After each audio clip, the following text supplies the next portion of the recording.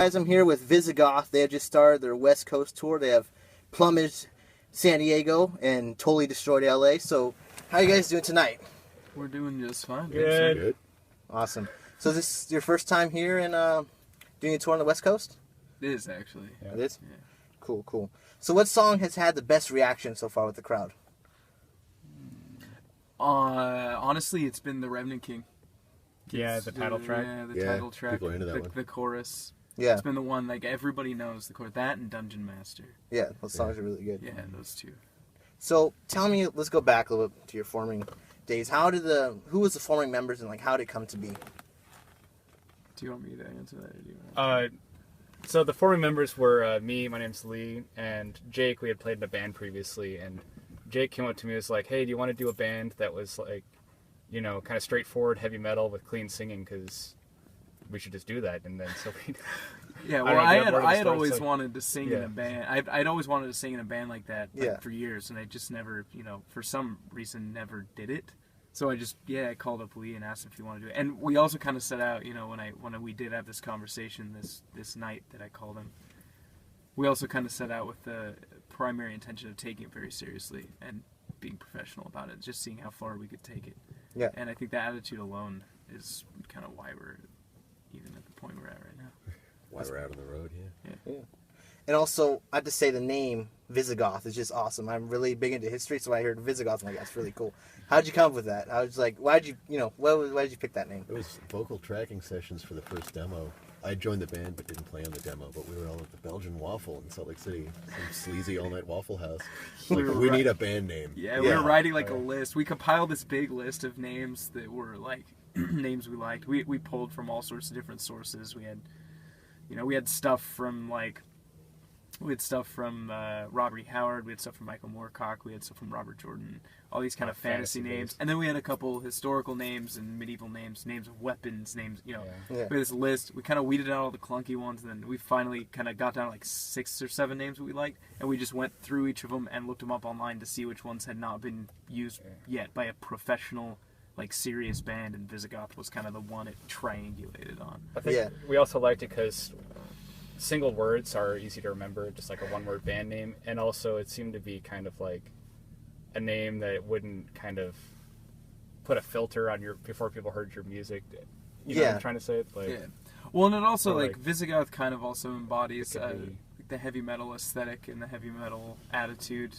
Like, it has the feeling that a heavy metal name should have. Yeah. The barbarian warrior spirit kind of falls in line with the kind of music that we play. So. Yeah, I definitely agree. Okay, so can you talk a little about the songwriting process? So, do you guys just, you all come together as like a group effort, or does someone have a song already written? Just says, hey, can you lay a solo on this, or can you add a few riffs to it, or is it all a group effort? So it goes in stages. A lot of the initial ideas for songs, and even to some completion, were just primarily me and Jake. I write like guitar riffs. Jake also writes guitar riffs for surprise songs, but not surprise. But mostly we'll try and find something that starts to click with us, and that Jake can get a really good vocal line over. Yeah. And once we start trying to feel it out, like, oh, it'd be awesome, we get more ideas, and so we kind of compile like an outline of a song, generally, and then either before practice or at practice, when we're showing the other guys the riffs, there'll be everyone else in the band will have inputs and like, oh, like I was writing this riff, maybe it could go in there, and like the songs. Jamison does bring a lot of riffs. Yeah. Too. You kind of. And like the dynamics starts to change once you add the other band members into the writing process, and so like a lot of songs end up being different than what you first conceptualized. So okay, it does end up being a group effort towards the end before the songs are finalized. I think everyone gets a input if it's like they get an idea for something. Yeah, usually the seeds are you and Jake, and then we kind of change it as we go to make it work better when we're all jamming as a band. Yeah. So how did you film, or who had the idea of the Revenant King video? Like, I know you guys did some filming too, but the storyline with it? Who did that? I storyboarded the whole thing, and in your brain. Yeah, we didn't actually have a storyboard. Well, the quote unquote storyboard it's really just like a really really oversimplified version of what's like this happening in the story of the lyrics, which of course was too ambitious already for the exactly $0 budget that we had. But we made it work, and we kind of we provided pretty much all the props, with the exception of maybe 1 or 2 items we just had laying around. We borrowed a lot from friends as well. Yeah, borrowed a lot of friends. Borrowed stuff from friends, provided stuff on our own. Like I think a lot of people thought we kind of maybe had more production than we did, but it was pretty bare bones. Luckily, we had David Brodsky from My Good Eye Productions did come out. He was a Metal Blade contact and did us a huge favor and came out and filmed it and kind of directed it. Yeah. But he took, he just basically just took the story that I presented to him and he ran with it. Yeah. It was a lot of fun to make.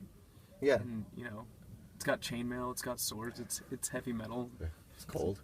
It was cold, it was freezing. It's kind of like every shot is the first shot and you got to go with it because we didn't have time to reshoot anything. And it was interesting. Well, another cool thing about that video too is the guy playing the king was actually Jason Tarpey, the singer of Eternal Champion, which is one of my very, very favorite American heavy metal bands. They're from Texas, and he's a good friend and flew out just to be in the music video and hang out. So that's pretty cool. Yeah, it was a good time. It was good seeing him.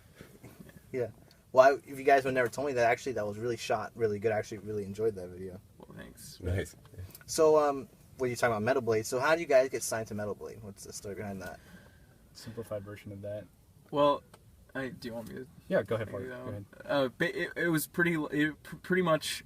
So our first physical, really, like we were just releasing music online originally. Yeah. Mm-hmm. This label called Swords and Chains Records, run by Mike Mendick. That was a tape release. He did a tape release of our demo and our EP.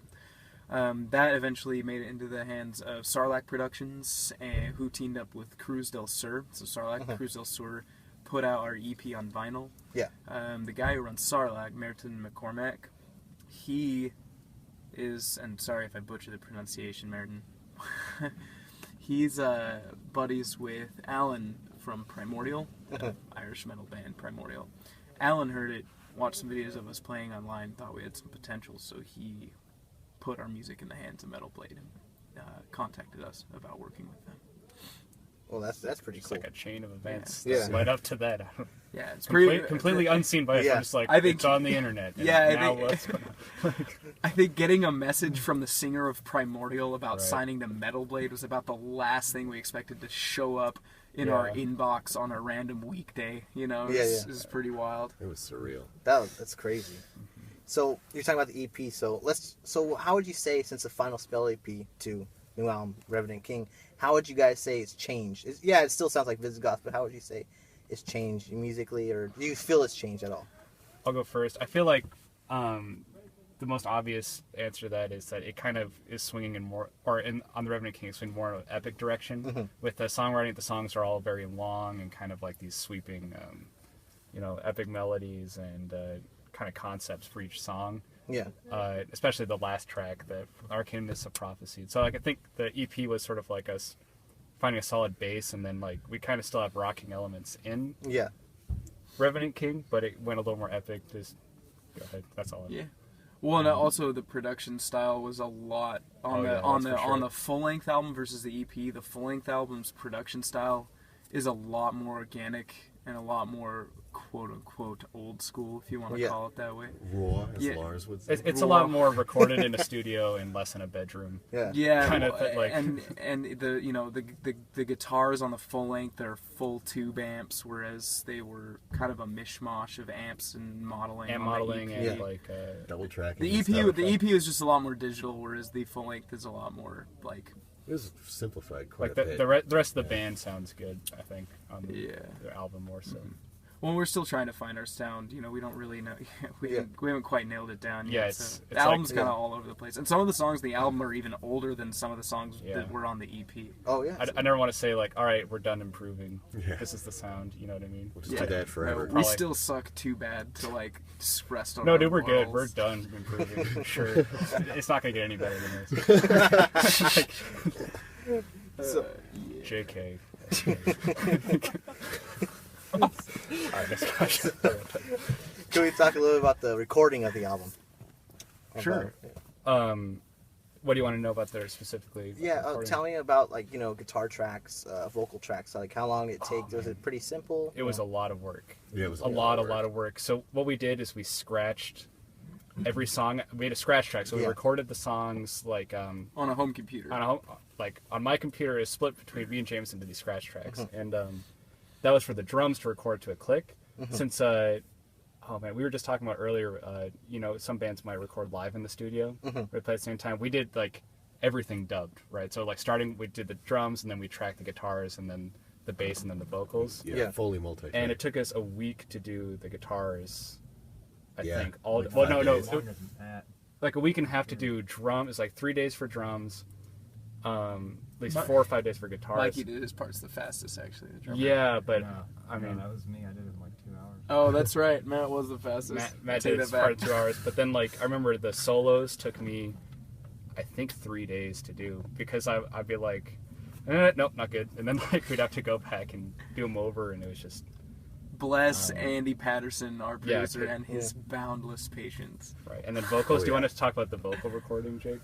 Yeah, so vocal recording got really messed up because, we didn't know this was the problem at the time. Now we know this is what the problem was. Over the past maybe year and a half, developed a condition called laryngopharyngeal reflux, which is like acid reflux. But instead of heartburn, it sprays acid all over your vocal cords. It's been corroding my larynx for the past 2 years. It's like something from the movie Alien. It's only way less cool and way more irritating. Yeah. I'd record, I'd do a session. By the end of a session, I was just ragged. And it also didn't help that we have this atmospheric effect in Salt Lake City known as the inversion.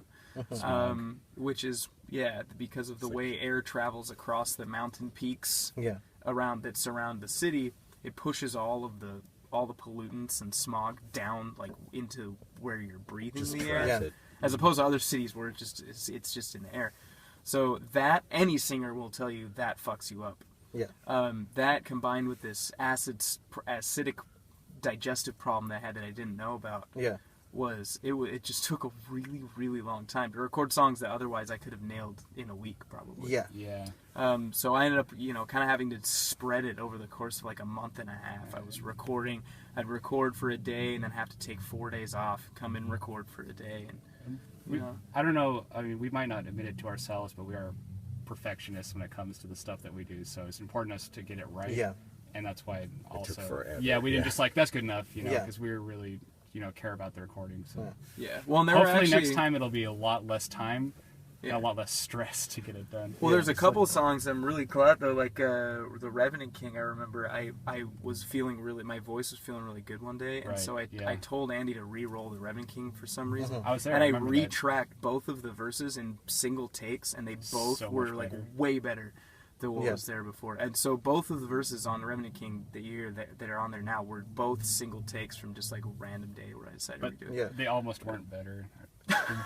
No, it almost wasn't good just because I was so messed up. And I'm still ever have to know. I'm slowly healing from this problem, but I'm still pretty messed up. But here we are on the road, I'm kind of working around it. I'll figure it out. Well, hopefully next time around, you guys can work, how it is, and then do it. But I think it's great that you guys are getting how you want. So you listen back, go, oh, I could have done that. So and I think we still very much feel that way about this album. There's a lot of things that we would do differently, but that's what album number 2 is for. Yeah.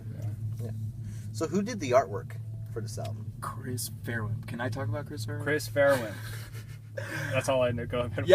Chris Fairwind. So this is actually a huge deal for me because it's been a dream of mine since I was 13, 14 years old to get artwork done on any music I was ever involved with. I didn't care. Something. I had to get artwork done by Chris Barron. This is a huge deal to me because I've been staring at his artwork since I first got into metal even. He has a website where you can look at all of his artwork. I own a bunch of CDs and vinyl albums with his artwork on them. And he's probably my very favorite heavy metal album cover artist of all time. And he's done work for bands he's done Disaster, he's done Nocturnal, he's done Horna, he's done Skullview, Absu, just tons of these awesome bands with these killer cover arts. And so I just found it was very easy. I just found him on Facebook and sent him a message and asked if he would do an album cover for us. Yeah. And he said, I'm working on a graphic novel right now, so I probably won't have time, but send me the music and I'll take a listen. And I sent him the EP, and he got back to me the next day, and he was like, yeah, sure, I'll totally do artwork for this. Because he does a lot of kind of, there's a lot of black metal and a lot of kind of like, you know, Viking metal, folk metal stuff. So I think he was excited to kind of work for a traditional metal band, which he's only done a couple times in the past. Bands like Skullview, yeah. And those Skullview album covers, man. Yeah, those Kings of the Universe is like one of the coolest album covers ever. We were looking at there's a warrior riding on a dragon in space. Cool. It's so fucking cool. And he did all of the Skullview album covers. Yeah. But yeah, so he agreed to do it like right there and then, and he worked. He asked what we wanted it to look like, and I sent him the lyrics to the Revenant King, and I was like, do something inspired by this, have fun, and we got that painting back. That's pretty cool because that's amazing. It matched really well. Yeah, it was perfect. And you know, the coolest thing is we've got a lot of people have been telling us that they only bothered even checking out the album in the first place because of the album artwork. Yeah. You know, we even have a couple people tell us it reminds them of Kira Thungal. Those Michael Whalen paintings from the Eternal Champions saga that were used on those Kira Thungal albums, which is a really cool comparison for them to be drawing. Yeah, that's very cool. Yeah. So a question just for you: what are your biggest vocal influences? Oh God, there's a lot of them because I don't. Just for Visigoth. Just for Visigoth. Yeah. Well, I know it's kind of a hard question to. I guess like when I'm trying to emulate other singers. Yeah. I think the ones that really, really inspire me are, there's the big obvious ones like Dio. Yeah. And any rock and roll singer at all better be influenced by Dio, or you're doing it wrong, you know. Yeah. And Rob Halford and but beyond the obvious stuff, I think that JB Christopherson from Grand Magus, which I know is more of a contemporary band, but I just like his style to me is so awesome. He's very charismatic. He's very kind of he really works that mid range, that tenor, upper baritone. The cadence of the lyrics too on Grand Magus kind of like the way he sings them. I think Grand Magus in general is actually very large influence, especially the post Wolf's Return material. And I think listening to the Thundersteel era Riot stuff. Like Tony Moore, his vocals really kind of inspired me to want to sing in a band in the first place. I don't sound anything like that guy. I don't even try. But just the fact that he sang at all, like listening to his vocals, really inspired me to want to sing. Yeah. Butch Balick from Argus, his style, listening to a lot of Argus right around the time when we formed the band. What about something Steel? Well, Realm, something Realm. Sinister Realm. Sinister Realm. Yeah. That's the one I was trying to. No, it's a great band, but I mean,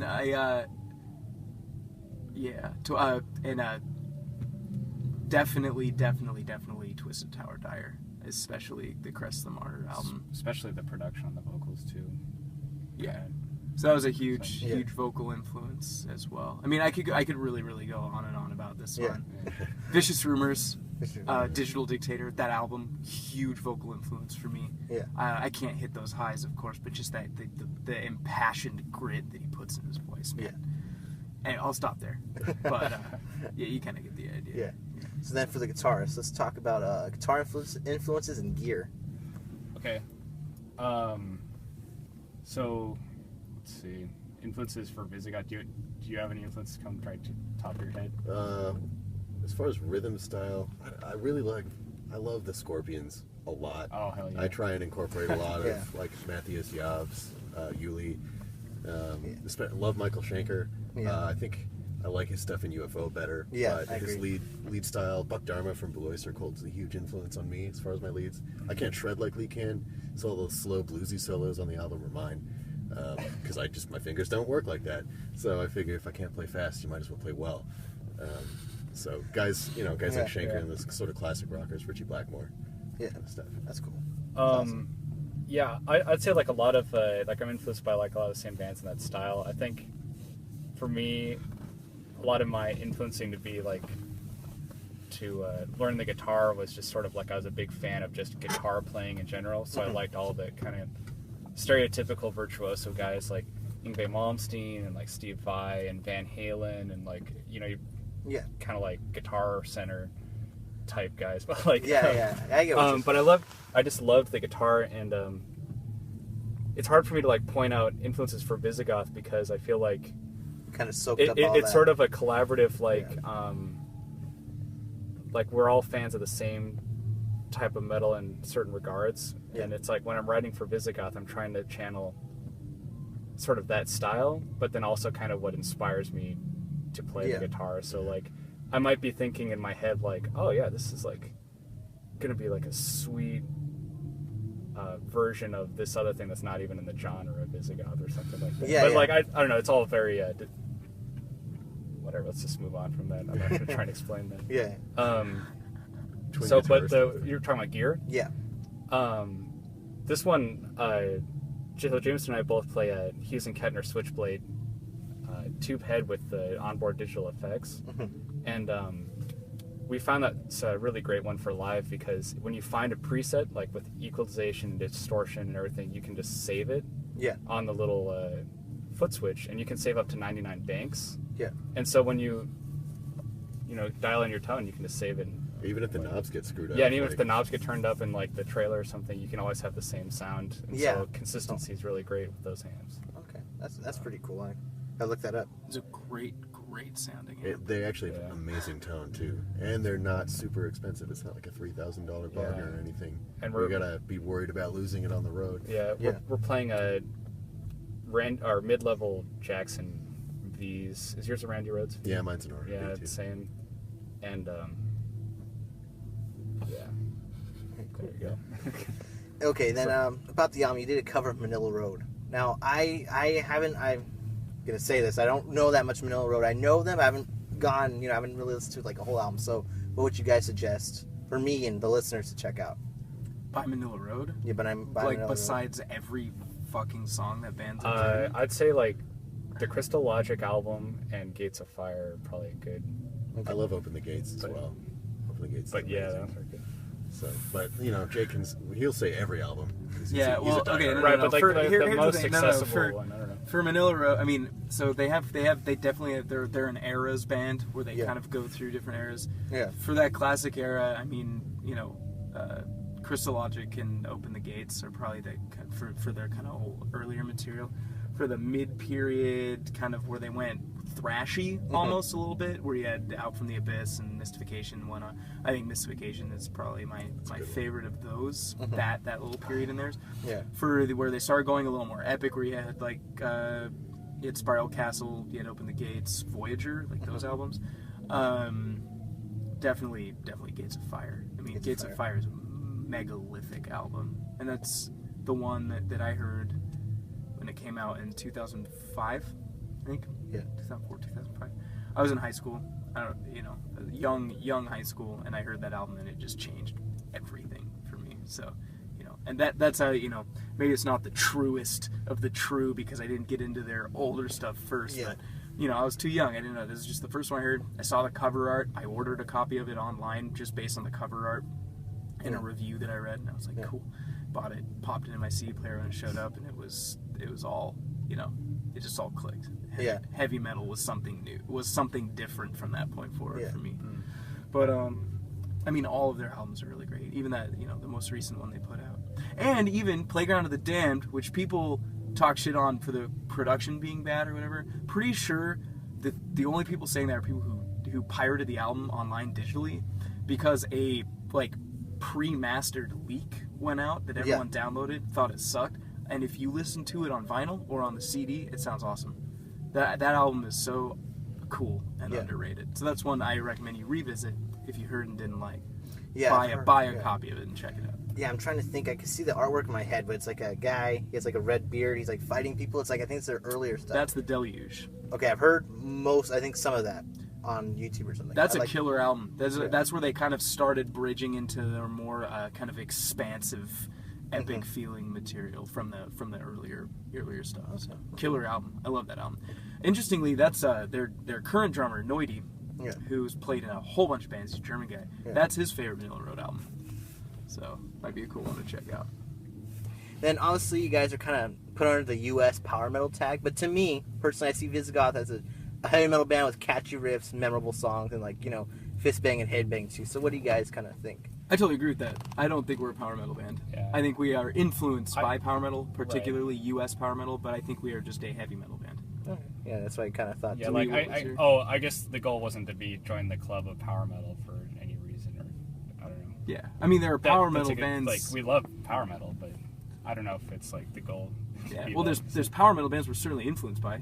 Yeah. Like Jag Panzer and Iron Savior, and I mean it's okay. So Gamma I just Ray. named an American and a European band. I'd say we're definitely our sound is more in tune with the U.S. power metal stuff than the European. Like stuff. Halloween or Right, yeah, Yeah, so it's not. We're gonna be definitely like, not coming from that school. It's definitely more like early Manowar kind of stuff. Like, Yeah. But we're Steel. really just a heavy metal band. Yeah. We pull from lots of different influences. So I mean, we have influences from power metal. We also have influences from epic doom metal stuff like Candlemass, Solstice. You know, there's some Bathory in there too. Hammerheart era Bathory secretly works its way into some of our songs. It may not be obvious, but it's definitely in there. Oh, yeah. You know, in some of the rhythmic choices that we make and whatnot. Yeah. That's pretty cool. Yeah. Then last question is just I have to ask for all the viewers who are on the East Coast and across the pond in Europe. Are you guys any tour dates? Any kind of trying to work out some deals to get over there? Nothing concrete yet. Well, we're booked for Up the Hammers in Greece next year in February. Yeah. And we're going to try and hit the rest of Europe after that. That'll be our first sort of European debut. Yeah. As far as East Coast, hopefully later this year, but nothing concrete yet. Nothing concrete. Nothing concrete, but it's gonna happen. Yeah, we'll be out there. Some way or another, we'll find a way that's gonna get us out there. So you're gonna raid Europe, so that'd be pretty cool. Yeah, looking forward to that. Awesome. So then, just any last words, any shout outs, want to plug in, anything like that? Hi, Mom. Yeah, classic. Why is my mom listening to this? Yeah, why is my mom listening to a metal podcast? We can So, thank, Salt Lake City, of course, Yeah. for letting us cut our teeth on their ears and supporting us. So we have a really cool local scene. So it's been rad, kind of coming up through that. We hope to see people that have,